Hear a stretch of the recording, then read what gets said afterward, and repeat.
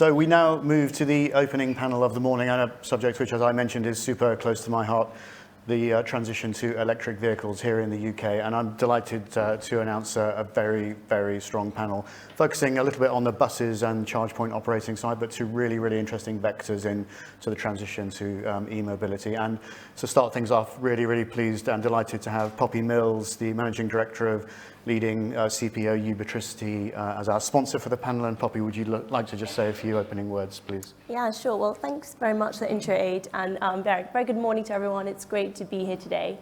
So I'm just going to start by giving a short introduction to Ubitricity, and then I'll zoom in on, I think, the two key themes that we're going to be discussing in today's panel. So the first theme being about how we can accelerate investment in the e-mobility space in the UK, and the second on how we can ensure that that investment is done in the most fair and accessible way.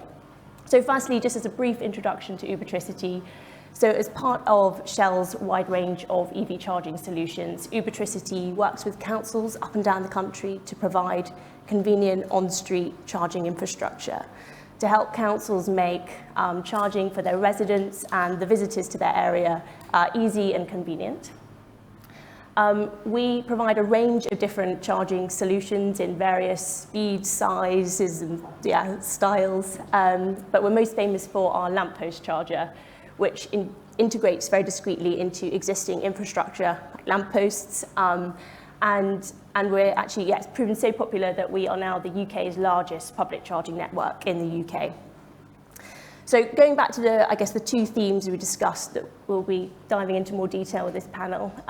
So firstly, on accelerating investment in this space. So if we look at the UK overall in the EV infrastructure rollout, what we can see is that we're not installing charge points quick enough. So the pace right now is not going to get us to where we need to at 2030. And so that's one challenge we have to deal with. And then the second side of things is that a lot of the investment so far has been focused inside London, particularly in the on-street sector.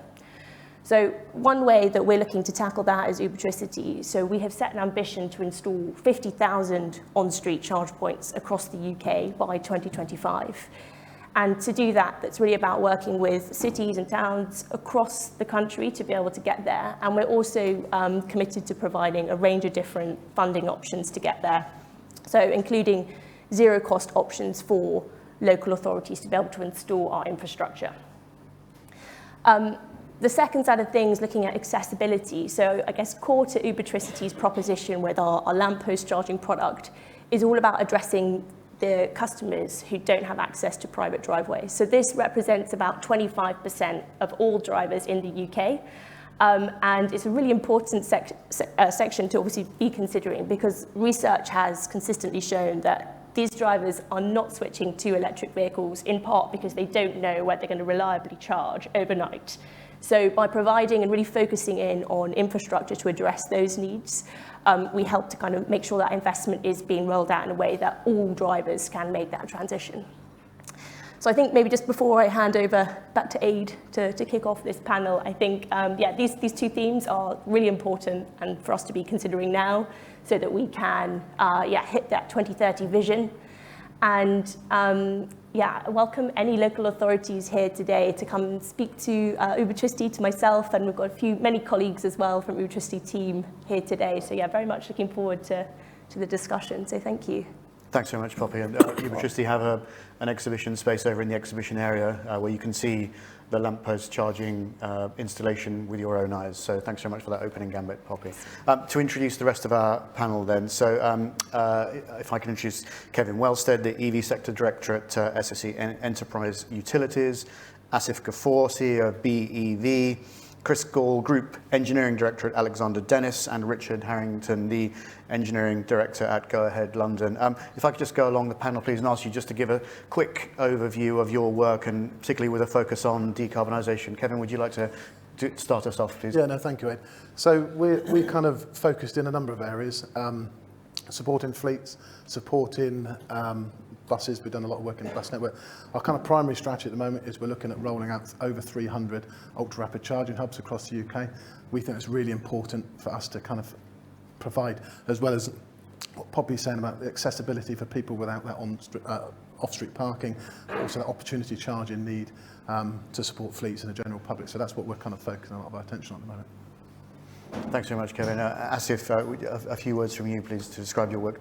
So we are the incumbent in Greater Manchester, so we're working with Transport for Greater Manchester and the rollout of the EV chargers across this region. We're building concentrated regional networks of charging, so we're not tied to either a fast, we're doing a whole mix from fast to ultra rapid, looking at dwell locations all the way through to forecourt type models. And for us, the important difference is that we're spending a huge amount of time trying to make sure we're delivering something quite positive back into the community. So the aesthetics of what we build are quite important to us, as our accessibility and making sure we've got an equal spread of charging across the whole of the regions we operate in. Thanks very much. Richard, tell us a little bit more about your work at Go Ahead London, please. So I'm London's engineering director for Go Ahead Group, and also I head up the Centre of Excellence for Zero Emissions across the country, and hopefully we'll be learning from the lessons that we've had in London. I've got currently a fleet of 2,500 buses in London, of which just over 300 are fully EV, with another 100 coming in later this year. And that equates to around about 300 chargers, and I use them for about a third of the day. So I think there's definitely some collaboration that could happen there. Thanks very much. And lastly, Chris, if you could tell us a bit more about your work. I'm delighted to have, after working in EV for around 8 years, I had experience driving or being driven in an EV bus for the first time yesterday, which was very exciting. But tell us a little bit more about your work, please. Yeah, of course, thanks, Aid. So Alexander Dennis, largest bus manufacturer in the UK and largest manufacturer of double decks in the world. Clearly, we started our EV journey back in 2016, launched our first product way back then, first electric vehicle or electric bus on the road in the UK. Probably three elements, I would say, that have the synergy with the discussion we're having today. First of all, the technology to decarbonise the bus fleet already exists. Our role is really how do we make it more efficient and, importantly, affordable. You know, people like Richard have a huge amount of capital investment they've got to put into their fleets in order to decarbonise, and it's our role to work with the operators to ensure that that's as affordable as possible.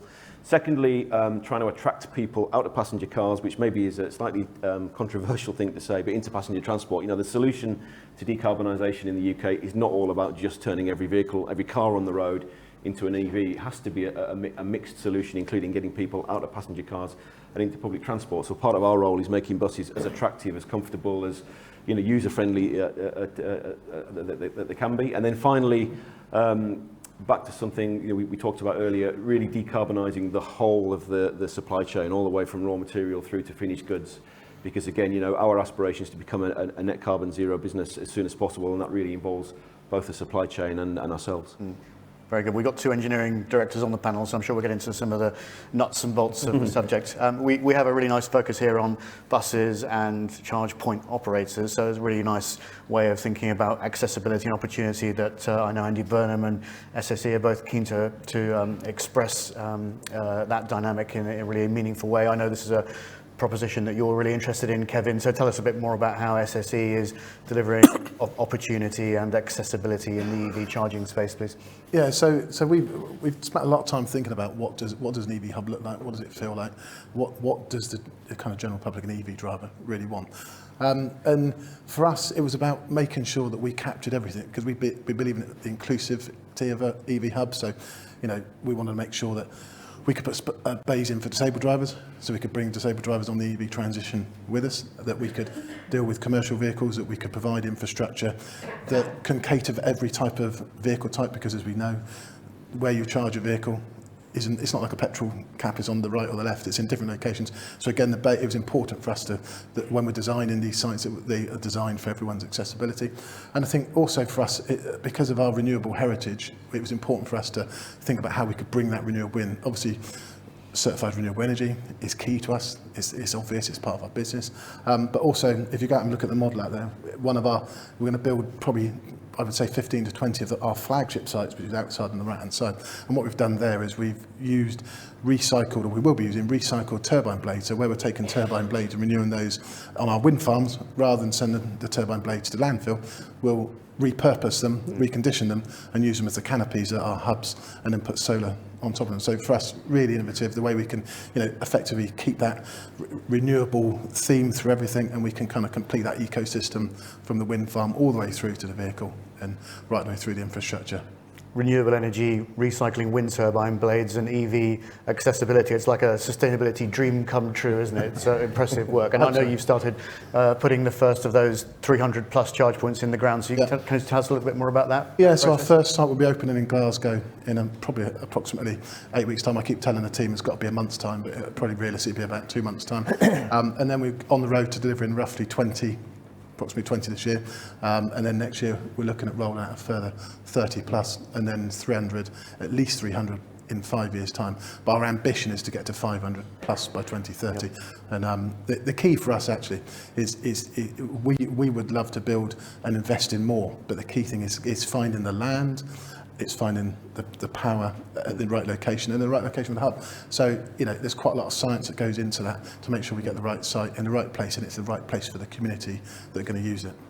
Yeah, thanks very much. Well, you didn't find the land, Poppy, but you found the lamp posts as a great solution for delivering EV charging. Can you tell us a little bit more about how that is a great accessibility solution that democratizes decarbonisation for opening up EV for many people? Yeah, sure. I mean, going back to what, Kevin's point here around, we want to invest more. I think that's certainly the case for Ubertricity too. So we are, we're very keen to install more charge points across the country, and I think having that lamppost there already, it's that perfect speed that replicates the kind of home charging speed that people with, private home charger get, but gives that kind of same accessibility, convenience to people without that kind of facility. Yeah. So yeah. So what's holding you back then? Is it just access to local authorities and getting those permissions in place? Yeah, so I think obviously working with both local and central government is kind of key to what Ubertricity does. And I think where we are in terms of a sector for EV charging, and certainly the lamppost technology that we offer, is that we're ready to go beyond that kind of pilot step right now. But I think the reality is, a lot of local authorities across the country going into the on-street sector, it may be their first kind of project looking at it. So sometimes I think the projects, I'd say we can dare to be more ambitious in terms of the scale that we're thinking about. We know that the technology works. We know that the need is there. So we're just really trying to work with local authorities to really up that number. And so instead of thinking about 100, let's think about 1,000 or several thousands of charge points in the council, because we know it's needed. I mean, with the rapid transition to electrification, are you seeing a more receptive audience amongst local authorities in the last, say, 6-9 months? Absolutely. I think the government's EV infrastructure strategy as well that was delivered in March this year was great support for the public charging sector, in particular for Ubertricity's technology, the lamppost charging solution. And I think every kind of local authority we speak to has got great encouragement for what their ambitions. I think some of the process at the moment, a lot of councils are working on their strategy, and that in some cases is slowing. There's a process to follow. Yeah. But there is great support across the sector, so local and central government. Yeah, I know we'll open up a question to Vicky Robbins from Oxford City Council, who's doing some exciting work to make these processes more rapid, isn't she? So yes. We'll come on to that question shortly. But Asif, it was great to arrive in Manchester, take a walk around this area, see some of your fast charge 50 kilowatt chargers in the ground. Tell us a little bit about what you're doing to bring fast charging to the people of central Manchester. Well, for the whole of the region, and for us actually, it was good to hear that Rachel from BBC 5 Live even used the charger, so that I haven't slept all night with the excitement. But the good thing about the network which we're building across the region is we're actually working with the local authorities, with private sector, trying to help them develop their strategy, because it isn't one size fits all. If you look at Greater Manchester, you've got the Peak District at one end, you've got Ramsbottom the other end up in Bury, and then you've got like urban, heavy, dense urban environments. So the solutions all need to be different, and actually, I hate to say, for our preference at this stage isn't to put a lot more stuff on street. We found that's been quite troublesome with the interactions we've had with the public. Putting outside people's houses has turned into fisticuffs over why you parked outside my house and all this kind of stuff. We've ended up more focusing on creating mini hubs in locations, and then creating equality by actually measuring the distance people walk from those particular locations as well. But the big challenge we're finding is just people need information, because whether it's public or private sector, this is the new sector. You go in and talk to someone about a CHAdeMO, they're like, what is that? You go and talk to them about AC/DC, they think it's a band. You know, this is all, a lot of information is still needed in the general public, never mind just within decision makers, to actually get them to be able to use this a lot better. Yeah. I mean, we shouldn't overlook the fact this is a 100-year historic shift from a previous mode to a new mode. So the language, the whole framework of ideas is changing extremely rapidly for people, isn't it? So interesting to hear those thoughts. Let's talk about Andy Burnham's favourite subject of buses, of the transition to electric buses. Nothing could be a greener or fairer solution in terms of the transition to e-mobility than electric buses. Be great to hear some of your thoughts, Chris, on what you're doing around that transition. Yeah, sure. I mean, I guess just want to make an interesting point, Aid, on something you just said. That, believe it or not, the first ever passenger car that was released on the road back in 1896 was actually ran on battery power. So we think this is a new technology. The reality is it's been with us for as long as the motor car has. It's you know, the advantages of the internal combustion engine has significantly outweighed the challenges that we're all talking about today for the last 100 years. But clearly now there's a different agenda. We're clearly coming at this from a different perspective, because the products that we build and release don't use necessarily street charging as being described by Asif and Poppy here. So, but we do face the same challenges, and the technology that we are working together with the operators and the regional authorities on has to be standardised. Otherwise, we'll end up with a proliferation of products that's capital intensive and doesn't really facilitate a rapid decarbonisation. So our key aspiration really is to work with local authorities and operators to develop solutions that allow us to deploy a single technology, therefore make it more cost efficient, more cost effective, more user friendly.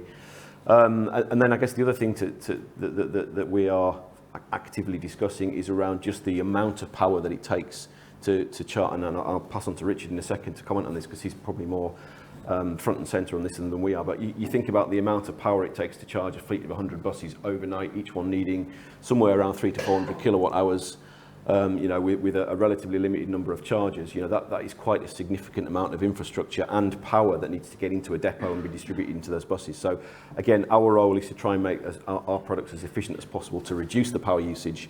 But I think there's a big role to play between local authorities, the highways agency, because you've got to get cables under roads into these depots, and the operators themselves to actually develop a feasible, sensible solution that can be deployed fairly rapidly. And I guess, Richard, you've probably seen that on a day-to-day basis. Yeah, Richard, would you like to contribute on an operator level? It's certainly the last 7 years has been a real journey, learning all different acronyms from what we used to do to what AC/DC, DNOs, IDNOs, POCs. You can go on and on, but you have to learn these things. And you're right. I'm listening to what people are saying and agreeing with so much of it. You talk about the first car. 3 of my garages used to be trolley bus garages. Used to operate trams. So actually, we're just full circle. We're going in full circle. You said earlier on, there's no one size fits all. It's a term I use whenever I speak about electric vehicles. You're right, there is no one size fits all, but there's definitely the other word we've heard a lot the last 2 days is collaboration. And there's not enough of it. If we try and do this on our own, if we try and plough the furrow on our own, you will not succeed. You'll get so far, and there's not enough power for everyone and every fleet and every household to charge up electric vehicles. So what we need to think about is, I said in my opening speech, I use my chargers actually for 4.5 hours, but the bus is parked there for around about 8 hours. Why aren't we using those to power other vehicles? So for me, things like waste disposal trucks, they go out early in the morning like we do, but they come back in the afternoon. My buses don't come back to the evening. There's a prime example. And trying to get local authorities, transport authorities, operators, infrastructure suppliers all in the same room to do this. Everyone wants to do it, but it's not happening quick enough. And we're learning these lessons in London, and I'm hoping cities like Manchester that got some real keen targets can learn from what we're doing. I sit there and I drive down, we were talking about retail parks earlier, and I drive down a place called the Pearly Way just outside Croydon, where your Nexts and your PC Worlds are, and the car parks are full of cars during the day, and at night they're all shut and clear. Now, there are challenges with EV buses today with the range. Everyone knows that. In 5 to 10 years' time, those challenges will be overcome. 15 years ago, my phone, I could play Snake and send a text. Nowadays, I could drive my car and pull my curtains and do what I like with it. That's how technology moves on. So for today, let's pick the low-hanging fruit. We've got to do those routes and those, what we call duty balls, duty cards that we can achieve with the mileage, but we could assist ourselves. So those retail parks, instead of them just being shut at night, why don't they let bus operators, for instance, park some of their fleet? That would, one, you'd share the infrastructure, you'd share the cost. Two, the range issue kind of goes away a little bit because they're on line of route rather than everything going back to a central garage. Things are changing, and you know, a bus garage with 200 vehicles put in, you know, you can't move, you can't swing a cat at night in a bus garage, so you need a large amount of chargers. Not because they're not multi-usable, you just can't move the buses around. So there's lots of things that we could think about. Yeah, I was going to ask the question, what do we do next, which is apparently a question which we didn't really maybe ask as much as we should have asked yesterday, but you've given a great answer there. You know, and there's a common theme there about land use and EV charging, those new ideas, those new models. Kevin, would you like to pitch in with some? Yeah, no, I mean, I wholeheartedly agree with Richard. I mean, we've spoken about it a lot because obviously we've done a lot of bus depot electrifications ourselves. And the key to this is it's not about one sector. It is, I have to say, it's about collaboration. It's about sweating the assets. You know, if everybody, you know, if we go after all that capacity is already thin in certain areas today. So we've got to find a way to open up. We've got to find a way, should I say, to bring industries, private sector, government, central government, local government, all people together. The only way we'll go, because this kind of transition, we keep talking about revolution, but I've talked to a number of people. My kind of analogy is if we think about in the early noughties, those of us that can remember back that far, you know, we wanted this massive transition of putting fibre through the UK. Now, at the time, it was quite problematic. People had their roads dug up, people couldn't get in their driveways, and some people were annoyed about what was going on. However, if you think back the last 2 years, if we'd not gone through that transition at pace and everyone kind of accepted it after a while when it beds down and it becomes the norm, people working at home through COVID, using the internet, sweating that asset, it wouldn't have been able to happen. So we've got to go through that next level of accelerated pace through the transition, because in 5 years' time, we'll all be driving EVs and getting on electric buses and doing all those sustainable things, and we'll think, what was all that fuss about? But we've got to move the agenda faster, because I've been in EV now coming up to 5 years, and I think we've come a hell of a long way in 5 years. In 7 years, Richard's been at the 7 years, the technology has moved fast seismically, and the technology will carry on moving on. But actually what hasn't moved on at the same pace is the infrastructure. And we've got to get the infrastructure out there, you know, whether it's hubs, whether it's streetlight charging, whether it's home charging, whether it's putting charge into retail parks or where people spend their quality time and their leisure time. We've got to get it out there, and it means that people have got to get maybe a little bit less pressures about their property. Like you say, retail parks overnight, they're generally locked up. But if we can get people just comfortable that we can do it in a secure and a controlled manner, then it suddenly becomes an EV hub overnight for logistics, for buses, for whoever. Okay, and that's what we've got to do in towns and cities. But we've also got to think about how we're going to cater for those kind of extra urban and more rural areas as well. And we've got to look at how we can open up land in those areas as well that generally we wouldn't have thought about putting infrastructure into. We're going to have to do that. Otherwise, we just won't get where we want to get to. Do you get the sense that the rate of change, the transition is happening so quickly that it's taking everybody by surprise, even people within the sector? I wouldn't say that. I think there's actually a lot more willingness out there. I think a lot of people want to get onto the decarbonisation journey. I mean, I think most people would go and buy an EV vehicle today, but actually what stops them is that fear. If I buy an EV, will I be able to go further than my kind of 10-mile radius, right? And that's, we've got to overcome that. And the only way we're going to overcome that is put confidence into people's minds. And that's by putting infrastructure out there. It's about collaboration. It's about sweating the assets. It's about being able to open up a bus depot to electrify fleets. It's about opening up a retail park. All these things have to happen. And when people see that and we're not talking about it, they're actually seeing it, it's for real, it's out there, then people will get that confidence and people will transition. The willingness is there, it absolutely is there. But I think there is, you know, if I talk to any EV driver, and when we're having discussions around the hub, you know, talking to some, even this morning, talking to a gentleman who drove here yesterday and went to 2 charging points that didn't work. So we also, as CPOs, and there's a couple of us on it, we've also, it's our responsibility to make sure that we're not just putting the infrastructure out there, that we give that best-in-class service, that people can seamlessly charge their vehicle like you go to I don't go to the petrol station. Do I think about how I'm going to put petrol in the car? No, I don't. Do I think about how I'm going to do that, put diesel? People don't think about it, but they have to think at the moment. to drive an EV vehicle, and we've got to take that away. We've got to make it that experience as user-friendly as possible. Yeah. Going back to that point about collaboration, if I just go through the panel and ask you all, what does a perfect picture of collaboration look like for you? Richard, what does that look like for you? Oh, I think I touched on it. It's the local authorities and transport authorities. I mean, you come here for over 2 days. It's great to do this over 2 days, but not everyone is here today that was here yesterday. You need to get everyone in the room at the same time, and people to stand up and be counted, because a lot of people are saying the right thing. You know, I've got Waterloo. So Waterloo is probably the most famous garage. It was the first transition from diesel to electric outside of China, the first full garage. That garage, I have 2.5 megawatts worth of power. I can't bring cars into my garage because buses are continuously coming in and out during the day. There's a risk there. I'm speaking to the local council. The local council, like most of the councils in London, have got a status of emergency of air quality. So what I'm saying to them is, well, look, you can take my power, put some charges outside, okay? You can transfer that power during the day. It should be quite simple. And everyone wants to do it, but no one wants to make that move. So that's the bit about collaboration, is everyone's saying, not just talking about it, but actually acting on it. And Asif, what does a picture of perfect collaboration look from your perspective? I'm quite lucky. I've got a very intelligent customer in TFGM who actually understands the network, what they want out of this. But if I was throwing money at this from central government to do anything, I'd give money to the local authorities to actually get some resources in.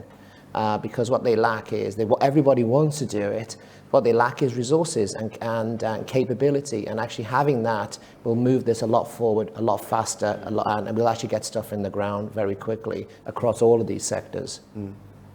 Chris?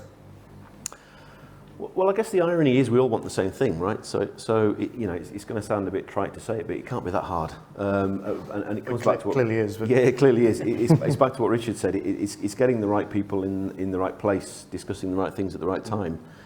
Because all of our agendas, you know, whether it's manufacturers, whether it's operators, whether it's the paying public, whether it's people driving EV cars, whether it's regional authorities, we all want the same thing. We've all got the same agenda. We've got to save the planet, right? So it can only be, as I described, you know, right people, right place, right time, and then take it from there. Well, perhaps in our small way here at the Decarbonisation Summit, we are bringing the right people together in the right place at the right time. And I know there are some really interesting, creative conversations going on. Poppy, what's your sense of a perfect picture of collaboration?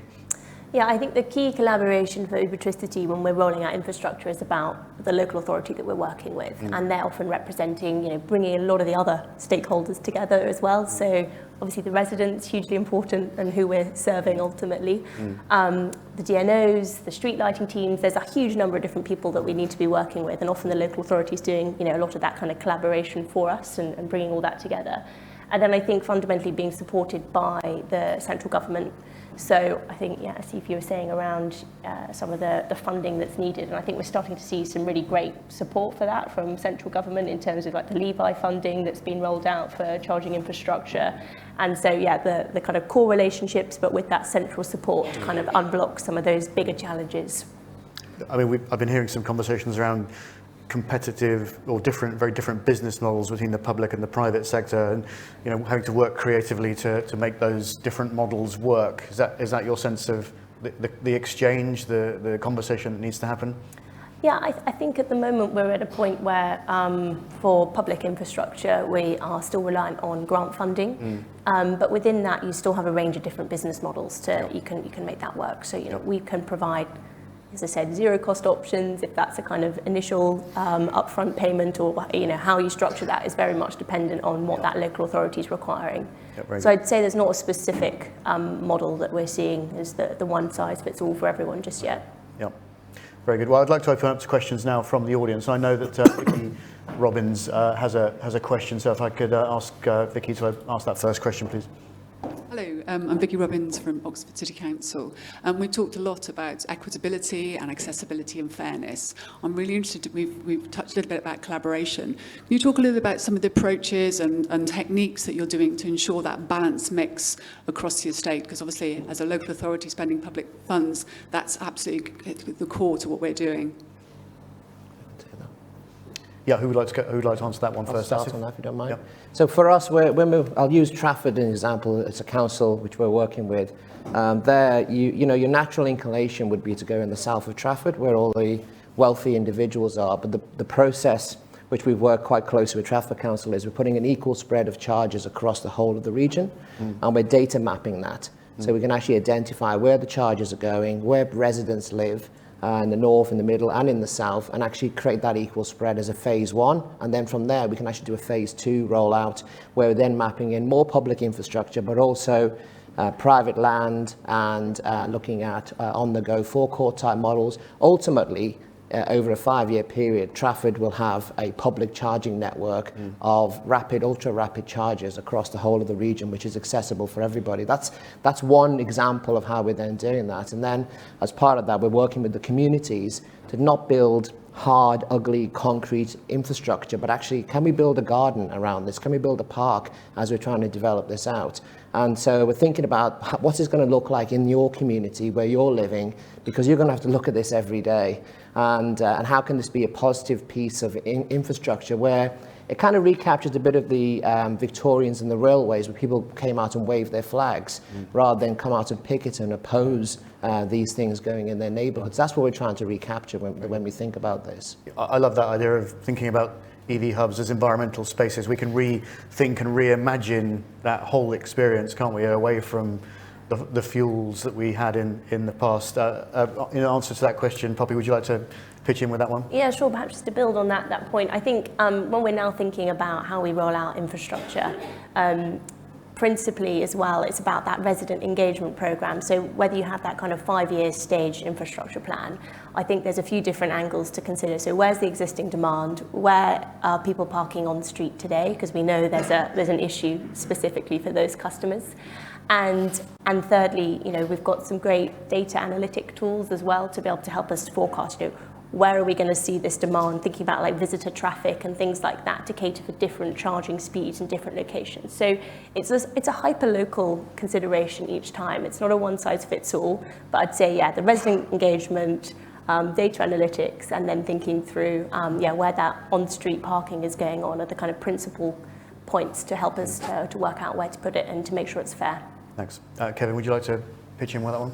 Yeah, so I mean, we're doing a number of things, but I think to go on the point about a lot of the sites that we're looking at actually are going to be regenerated. We're actually going to be regeneration sites. So actually today they're not a very, aesthetically good-looking location, but we're looking to turn them into something and actually use those pockets of land that may have been derelict standing for a long period of time. Because ultimately land is expensive in the UK, so to make EV hubs work, you've got to go after some land that's more cost effective. So we're finding that's interesting. We're also working with a private owner of garages. So those garages are, some of them are derelict and some of them are in not so salubrious locations. And what we're working with him to think about how we could regenerate them and turn what are currently just storage facilities into something for the community. Because ultimately that's what we want to, like Asif, we want to put these into the community so they become part of the community infrastructure rather than something you drive to away from the community. Very good. Yep. Yeah, just not quite my bag as on bus garages, but a lot of my views, I travel a lot around Europe, and the bit about making the charging hubs like gardens, you see a lot of that in Europe, and it's done very, very well. And the other thing is recognising that actually not everyone can charge outside their house overnight. Not everyone wants to do a trickle charge. Some people just want a fast boost. It's making sure there's facilities there for them to do something while they're boosting. Yep. So if they've got a 20-minute, half hour, a cup of coffee and a Danish pastry or something like that. Yep. That's the idea, I think. Well, looking forward to meeting you in the Garden of EV at some point. I think we have a question from Andy Burnham's local hero, Martin of Fire. Martin, do you want to ask a question? Someone, here comes the mic, Martin. So my question is about the future. There's lots of great work been going on. Come 2030, come 2050, what does the future of EV charging networks look like, and what current thinking of today is going to help to paint and create that picture? Do you want me to take that one? Who would like to answer that one first? You do. I mean, I think we're doing an awful lot. So if you go out and have a look at our model out there, you can look at what we're trying to build, because I think today people are just thinking about putting charging points just because you need to get charging points out. As I've already said, you need to give people that confidence. Confidence is how can you, at the most cost-effective manner, get charge points out. What we're starting to think about is how you can then bring other things. So, you know, at the moment, they're just a facility. In the future, they're going to be a hub of activity. So they might be a logistics centre overnight. You know, we talk about the last mile. They will cater for the last 100 yards delivery. We're looking at putting in chargers for e-bikes, for e-scooters. We're also looking at how we could think about induction charging when that comes on, because that will be part of the future as well.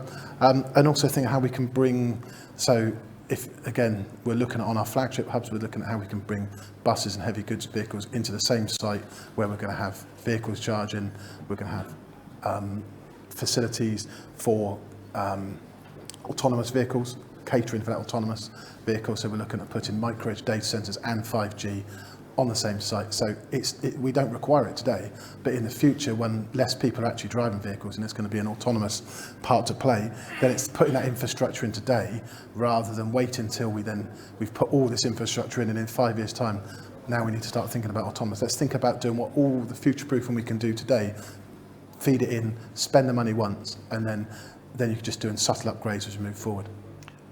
I had a meeting with TFGM yesterday afternoon, which is why I missed the afternoon slot, unfortunately. But and some great plans that you've got, and some big targets you're setting yourself. If you do it too quickly and don't think about it, you'll be doing it all again. It was great to hear they were thinking about powering up all those garages once. In London, they're doing it piecemeal. It's expensive. It doesn't always work that way. So by planning what things will look like in 10 to 15 years' time, and then working backwards. So when I'm designing bus garages for EVs, you'll look at how can you operate this and what will it look like. So one of the simple things we're thinking about is obviously fuel islands disappear. At the moment, you go through fuel islands and your bus comes around, it goes through a bus wash to clean off any dribbles of fuel that go through, and then gets parked up for the night. Actually, that queue where a bus sits getting through that bus wash is important charging time. So what you want is the bus washes, and you want to move down the front of the garage, so you can get through, and then you that important charge time where the bus will be parked up and plugged in. So thinking about what the future will look like, it should be in our minds of designing today.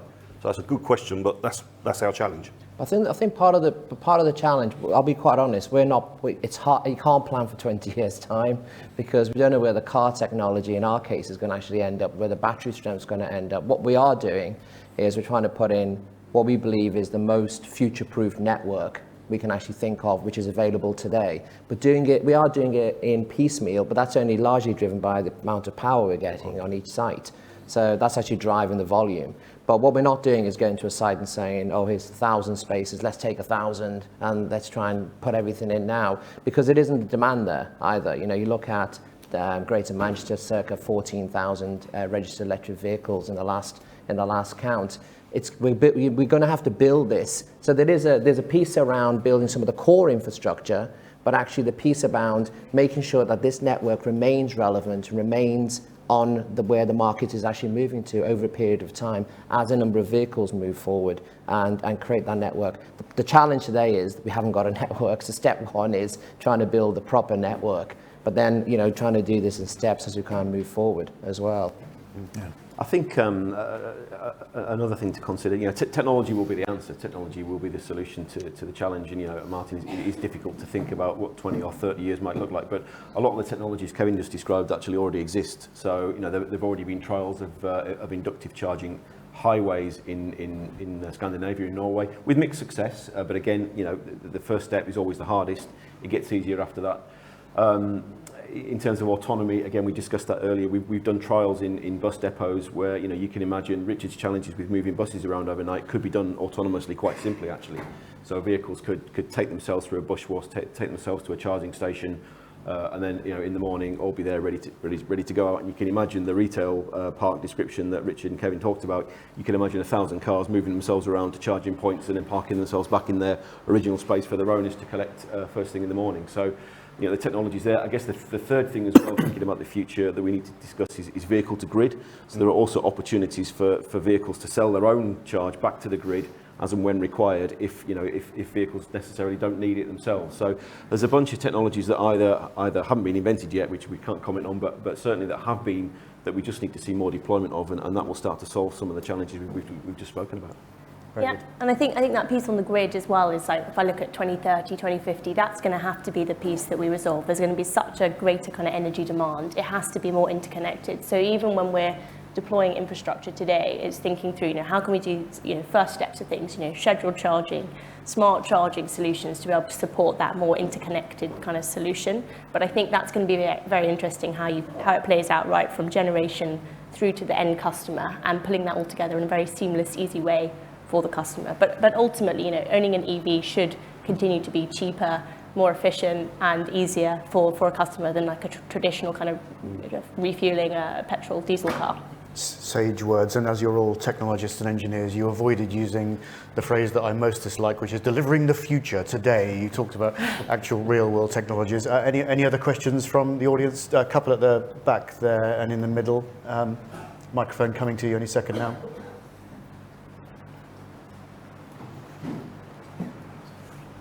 If you could just say your name and where you're from, and who, if you have a question you'd like to ask someone specifically, if you could name that person, please. Thanks. It's Sam Haig from RS Bruce Metals Machinery Recycling. We do precious metal recycling, and also we've got the UK's first lithium-ion battery recycling facility as well. A question is, I think, mainly for Chris and Richard, and perhaps for Kevin as well. And it's about the full sort of life cycle of your fleets. And if you could comment a little bit about what you think about the full life cycle, whether you're thinking about recycling, second life, that kind of thing, and how you can sort of make sure that this solution is green all the way to the end of the life of the product as well. Yeah, I'll start on that, as I've been on that journey now for 7 years. My oldest fleet is 7 years old, and we haven't had mass battery replacement like everyone thinks was going to happen. But there's a plan that once that battery's life is finished in a bus, it doesn't mean to say the battery's life's finished. It just takes a bit longer to do what it was doing previously. So it doesn't help me in a bus, but it will help in mass storage. So putting those batteries into big shipping containers and using the sort of technology Chris just alluded to with his vehicle to grid, or topping that battery charger up to support your incoming capacity. If you're looking at a capacity coming in, you do your sums and you work out that you'll need a certain level, you can't quite get it. That might be your answer for your last bit of power coming in, a megawatt's worth of battery power. So certainly thought about it, and certainly got a plan for it. And there are people out there that will finance that. They'll buy your batteries off you on day one and give you a whole life's worth of batteries you lease, as long as you're working in the state of charge window and maintaining the batteries properly. And that's their risk then, because they know that that's a massive investment for their future. We only have a few more minutes left, so I'm keen to open up to another couple of questions. I think there's a question from someone over here. Thanks very much. If you could say who you are, who you work for, and if you have a question you'd like to direct to someone, let us know, please. Hi, I'm Pat Durai. I work for Sky, but I'm asking my question as a consumer of EVs. So this is the base of my question. I think I've had my EV now for 2 years. I would say it's been really interesting to hear all the plans, the local plans. Where I live, there is a lot of good local charging capability. I think the biggest frustration that we have, and when I'm trying to get people to move to a pure electric vehicle, is range anxiety, and it is so confusing, difficult to pay, to charge. You go up to a charger and it doesn't work. It is inconsistent everywhere. It is great that local authorities and local bits and pockets of greatness, there's pockets of private companies doing great things, but there are mass bits of places where people tend to drive to. I think one of the things like amusement parks or places of interest, or national trust places and things like that, where people really need to start thinking about not just mapping people's day to day, which is great. People go to work, they plug it in like a phone, bring it home, plug it in like a phone. The only way you're going to get people to really start using their EVs and to stop having that anxiety is for long journeys. One of the biggest frustrations is, why is the charging capacity so poor in motorway services, which you would think would be more simplistic and easy. There's a land is there, the volume of vehicles are there. Why do we not have that up and down the country, that infrastructure? Is it that local authorities can't work together? Is it that it's a national issue? What is the issue? What does the panel think, and how do we solve this problem? Because I can't keep telling people to get an EV, and this is the answer I get. So, Well, Kevin, I think you've got 300 I probably haven't got answers to that 50, question, haven't you? 55 seconds won't take the answer, but With 300 the ultimate answer, to answer the question on the motorway service stations, the biggest, and the reason why the government have now put a lot of funding into motorway service stations is because actually the biggest issue with motorway service stations is getting the capacity of energy, because where they're located, historically they were built in very, very rural areas. That's where the spines of the motorway went, but the network, the high voltage network that surrounds those motorway service stations is overhead, predominantly rural, which is then difficult to get the capacity required to those sites. So it's quite a lot of fun. So you will see a lot of activity. There's already a lot of activity going on with motorway service stations, but it is going to be a medium to long-term solution. People like ourselves, there's others so we're looking at a whole UK-wide network. So our 300 plus sites, we're looking at sites throughout the UK. Obviously, in towns and cities where the large populace is, we'll be putting more hubs. You know, somewhere like London, Manchester, Birmingham, these will have multiple hubs in, but we're also looking to put at least one hub in every town and city across the UK. That's the team's target, and that's what we're focusing on. And we've got a map of the UK and actually quite a lot of opportunity that we're working on at the moment. We've got sites throughout all the way to Scotland, Ireland, and across the UK as well. So that's the only way is to get that investment across the whole regions is the only way it's going to deal with it. Poppy, if I could finish with you. We're out of time, but let me just close with some finishing words from you in response to that question, please. Yeah, of course. Well, I think you've just eloquently summarised a lot of what the government's EV infrastructure strategy kind of identified as those pain points, and I think they're all very valid. I think the sector's still very young. I know we're talking about, you know, very grand ambitions, and there's a lot we need to do still to improve our services, but I think crucially it is about, you know, we have to roll out that infrastructure ahead of the demand and now, so that we can give that confidence for people to switch to electric vehicles. And then on the consumer side of things, absolutely, there's a lot of different legislations that is coming in, and I think, you know, a lot of those things are quite helpful in terms of making that a consistent user experience so that it's less confusing, and also, you know, just taking out some of those additional barriers to uptake for an EV. But yeah, I think those points are valid, and I know as an industry, as a company, we're certainly working hard to address those points. Very good. Well, thank you very much indeed to that great understanding of how we make the UK, the EV UK. Thanks so much indeed to our panelists. Thanks very much for those great questions from the audience. We will break now for all important networking. We'll come back after 45 minutes for our next panel, which will be looking at distributed energy. So thanks once again to the panel, and see you in 45 minutes. Thank you.